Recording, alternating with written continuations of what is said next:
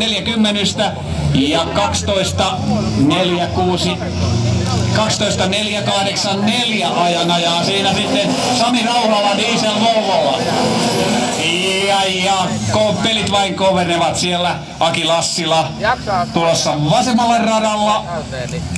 Harmaalla Ford Escortillaan. Ja Jan Lindvold sinisellä Escortillaan oikeanpuolimmaisella radalla. Ja tuossa auton ikkunassa on DT kautta A teksti. Eli Jani Lindvall ajoi Comp-ryhmässä EM-kisoissa. Kyllä, ja Jani Lindvall sinisellä Escortilla kannuksen mies laittelu ykkönen 9.156 alla. Kuinka on? 8 raja, rikotaanko se tässä?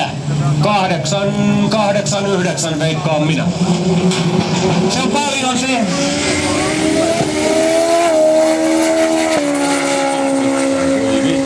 Kyllä on.